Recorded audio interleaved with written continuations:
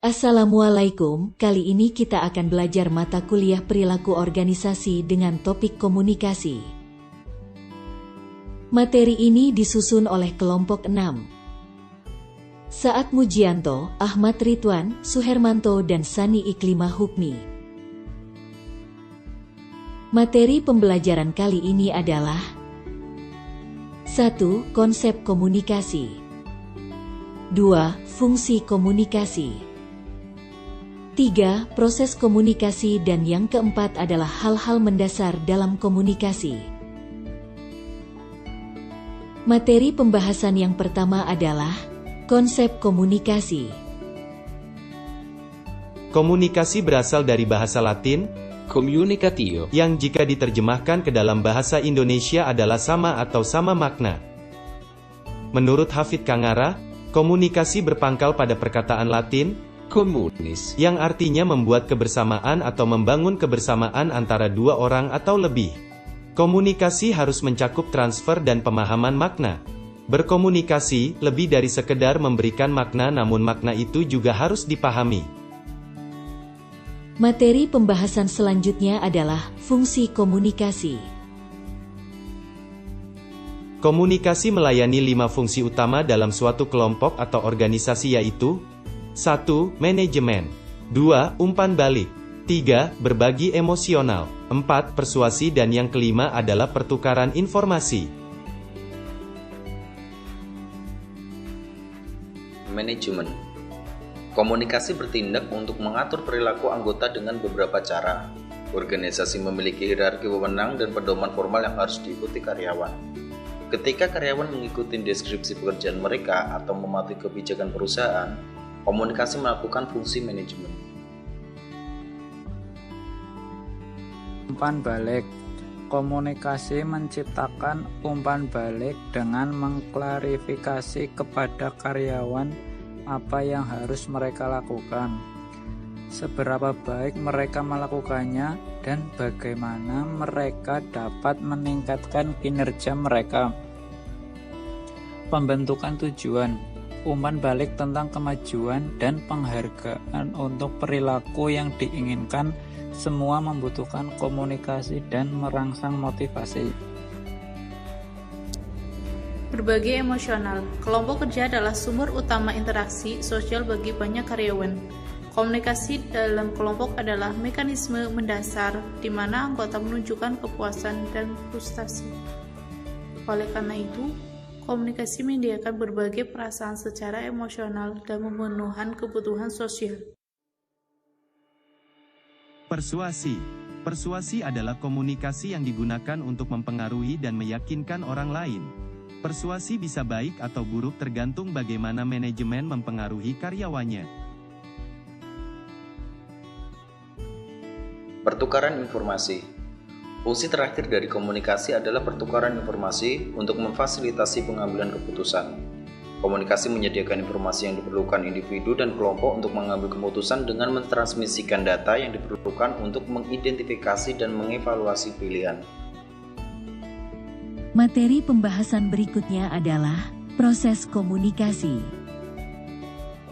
Sebelum komunikasi dapat terjadi, diperlukan suatu tujuan, sebuah pesan untuk disampaikan antara pengirim dan penerima. Pengirim menyandikan pesan, mengubahnya menjadi bentuk simbolis, dan meneruskannya melalui media saluran ke penerima yang menerjemahkannya. Hasilnya adalah transfer makna dari satu orang ke orang lain. Proses komunikasi adalah 1. Pengirim, 2. Penyandian, 3. Pesan, 4. Saluran, 5. Decoding, 6. Penerima, 7. Kebisingan, 8. Umpan balik. Pengirim mempunyai pesan atau ide atau informasi untuk dikirim. Kemudian ia melakukan proses encoding atau merubah ide tersebut menjadi simbol tertentu. Misalnya menjadi bahasa. Setelah proses encoding, ide akan disalurkan melalui media yang dipilih. Secara lisan atau tulisan atau menggunakan media saluran yang lain. Pada tahap ini, noise atau kebisingan akan mulai mengganggu keutuhan pesan tersebut. sehingga ide yang disampaikan tidak dapat diterima seutuhnya oleh penerima. Setelah melewati saluran, pesan akan diterima, dan penerima akan melakukan proses decoding, yaitu mengartikan simbol menjadi ide. Seperti apa yang dimaksudkan pengirim. Berdasarkan pesan yang dikirimkan, penerima akan memberikan umpan balik atau tanggapan untuk menjawab, atau menanyakan makna pesan jika memang penerima tidak memahami maksud ide tersebut. Proses umpan balik juga akan terganggu oleh noise, sehingga umpan balik dari penerima tidak dapat diterima seutuhnya oleh pengirim pesan. Arah proses komunikasi. Arah proses komunikasi dapat mengalir secara vertikal, yaitu ke bawah atau ke atas, mengalir secara lateral atau horizontal, melalui jaringan formal kelompok kecil, dan bisa juga melalui selentingan informal. Komunikasi ke bawah. Komunikasi yang mengalir dari satu tingkat kelompok atau organisasi ke tingkat yang lebih rendah. Pemimpin dan manajer kelompok menggunakannya untuk menetapkan tujuan, memberikan instruksi kerja, menjelaskan kebijakan dan prosedur, menunjukkan masalah yang perlu diperhatikan, dan menawarkan umpan balik. Komunikasi ke atas. Komunikasi ke atas mengalir ke tingkat yang lebih tinggi dalam kelompok atau organisasi. Ini digunakan untuk memberikan umpan balik kepada atasan, memberitahu mereka tentang kemajuan, menuju tujuan, dan menyampaikan masalah saat ini. Komunikasi ke atas membuat para manajer tetap sadar tentang bagaimana perasaan karyawan tentang pekerjaan, rekan kerja, dan organisasi mereka secara umum. Manajer juga mengandalkan komunikasi ke atas untuk ide-ide tentang bagaimana kondisi dapat ditingkatkan. Komunikasi lateral. Ketika komunikasi terjadi antara anggota kelompok kerja yang sama, anggota pada tingkat yang sama dalam kelompok kerja yang terpisah, atau pekerja lain yang setara secara horizontal. Itulah yang disebut dengan komunikasi lateral. Komunikasi lateral menghemat waktu dan memfasilitasi koordinasi. Jaringan formal kelompok kecil. Arah proses komunikasi jaringan formal kelompok kecil dapat dikategorikan menjadi 3, yaitu chain, wheel, all channel. Rantai atau chain, secara kaku mengikuti rantai komando formal. Jaringan ini mendekati saluran komunikasi yang biasa ditemukan pada organisasi 3 tingkat yang kaku. Roda atau wheel, bergantung pada sosok sentral untuk bertindak sebagai saluran untuk semua komunikasi kelompok. Mensimulasikan jaringan komunikasi yang biasa ditemukan pada tim dengan pemimpin yang kuat. Semua saluran atau all channel, memungkinkan anggota grup untuk secara aktif berkomunikasi satu sama lain. Paling sering ditemui pada tim yang dikelola sendiri, di mana anggota kelompok bebas untuk berkontribusi, dan tidak ada orang yang mengambil peran kepemimpinan. Selentingan informasi atau grapevine. Jaringan komunikasi informal dalam suatu kelompok atau organisasi disebut selentingan. Meskipun desas-desus dan gosip yang dikirimkan melalui selentingan mungkin bersifat informal, itu masih merupakan sumber informasi penting bagi karyawan dan aspiran. Grapevine atau informasi dari mulut ke mulut dari rekan kerja tentang perusahaan memiliki efek penting pada apakah pelamar pekerjaan bergabung dengan organisasi, bahkan melebihi dan di atas peringkat informal. Model komunikasi. Ada 3 model komunikasi antara lain. 1. Komunikasi lisan. 2. Komunikasi tertulis. Dan yang ketiga adalah komunikasi nonverbal.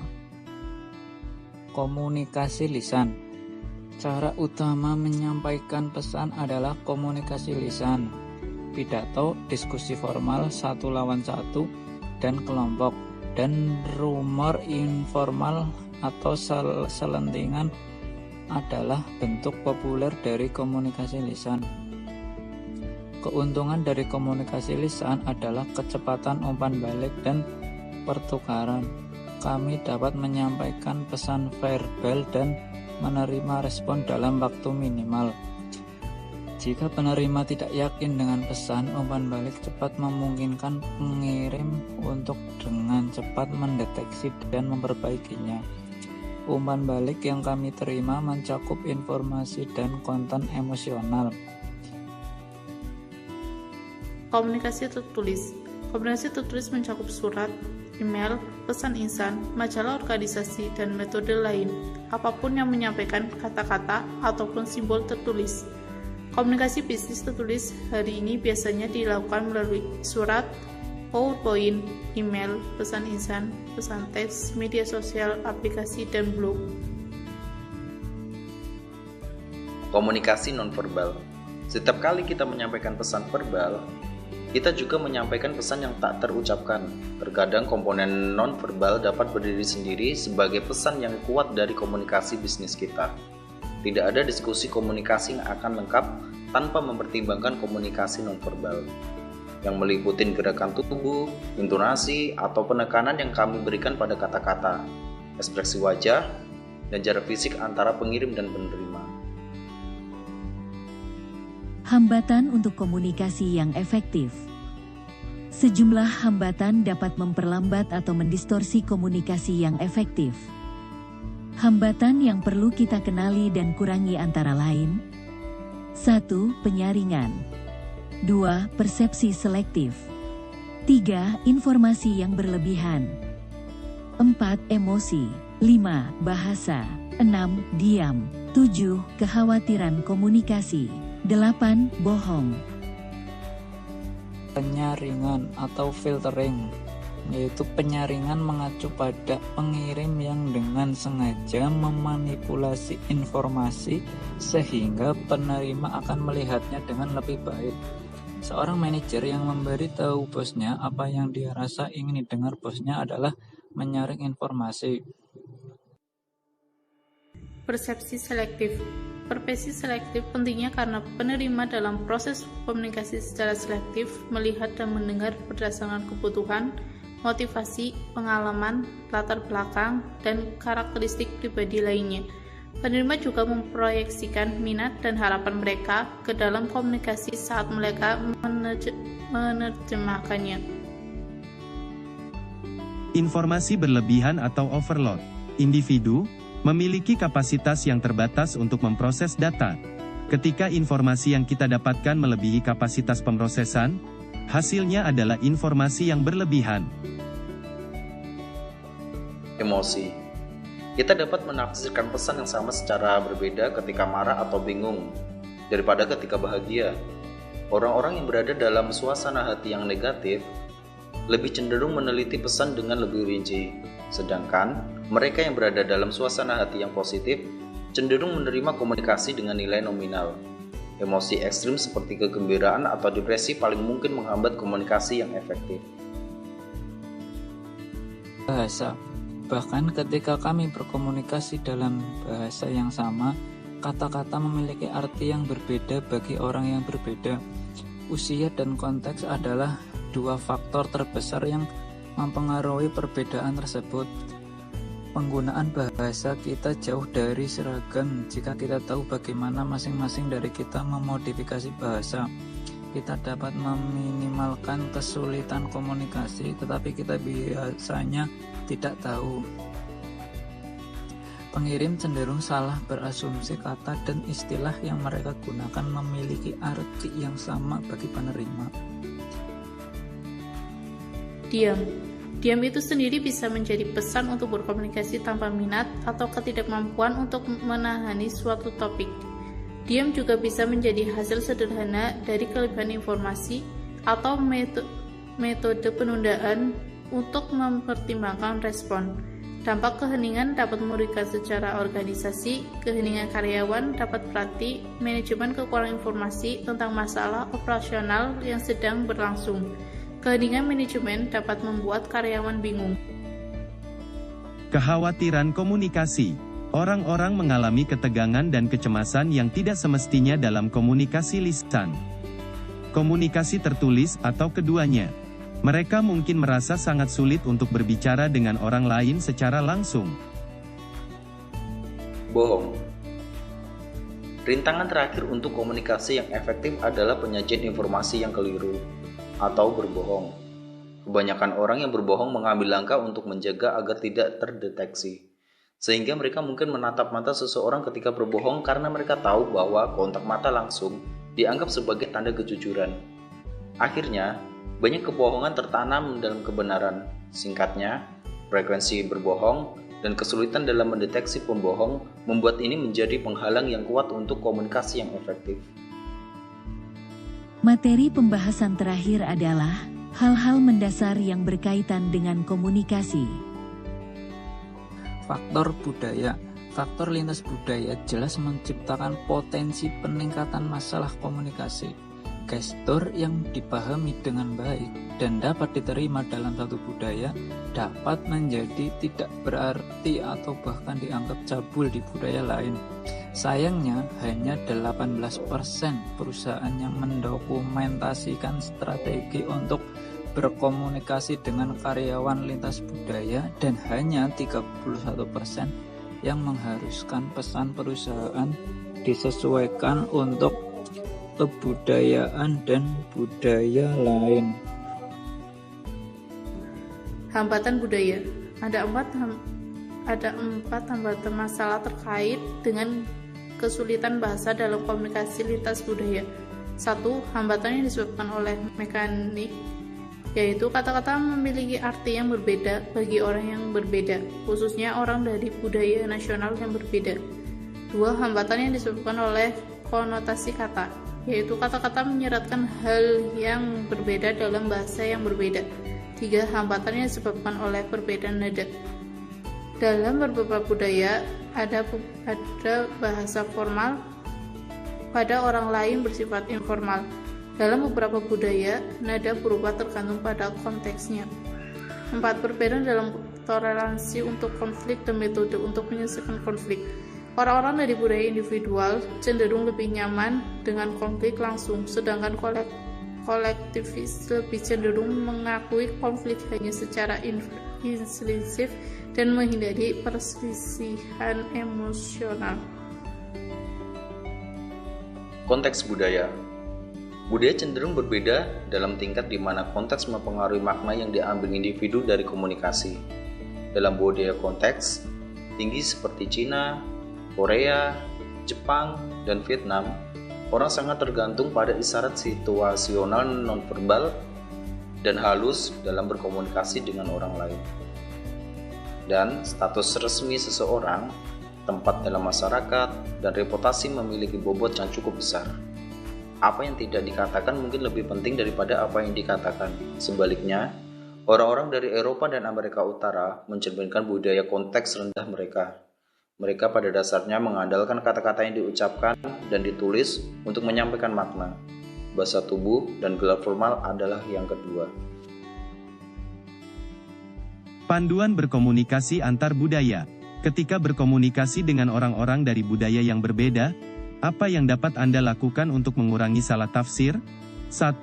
Kenali diri Anda. 2. Menumbuhkan iklim saling menghormati, keadilan, dan demokrasi. 3. Nyatakan fakta, bukan interpretasi Anda. 4. Pertimbangkan sudut pandang orang lain. 5. Menjaga identitas kelompok secara proaktif.